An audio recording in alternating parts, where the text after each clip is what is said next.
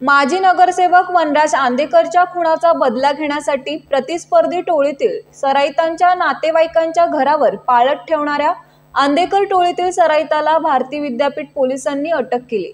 आंदेकर टोळीतील सराईता विरुद्ध महाराष्ट्र संघटित गुन्हेगारी नियंत्रण कायद्यान्वये मकोका कारवाई केल्यानंतर तो पसार झाला होता। दत्ता काळे असे अटक करण्यात आलेल्याचे नाव आहे। 1 सप्टेंबर 2024 रोजी माजी नगरसेवक वनराज आंदेकर याच्या खुनाचा बदला घेण्यासाठी प्रतिस्पर्धी टोळीतील सोमनाथ गायकवाड आणि साथीदारांच्या घराच्या परिसरात आंदेकर टोळीतील सराईत दत्ता काळेने पाळत ठेवली होती। प्रतिस्पर्धी टोळीतील सराईत आणि त्यांच्या नातेवाईकांच्या खुनाचा कट आंदेकर टोळीने रचला होता।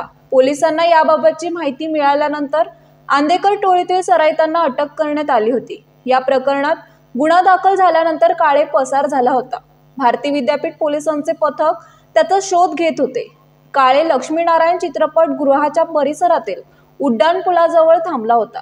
याबाबतची माहिती पोलीस कर्मचारी महेश बारवकर, मंगेश पवार यांना मिळाली। त्यानंतर सापळा लावून काळेला पकडले। परिमंडळ 2 चे पोलीस उपायुक्त मिलिंद मोहिते, सहाय्यक आयुक्त राहुल आवारे यांच्या मार्गदर्शनाखाली वरिष्ठ पोलीस निरीक्षक राहुल खिलारे, उपनिरीक्षक निलेश मोकाशी, महेश बारवकर, मंगेश पवार, निलेश खैरबोडे, मंगेश गायकवाड, किरण साबळे, तुकाराम सुतार, संदीप आगळे, मितेश चोरमोले, अभिनय चौधरी यांनी ही कारवाई केली।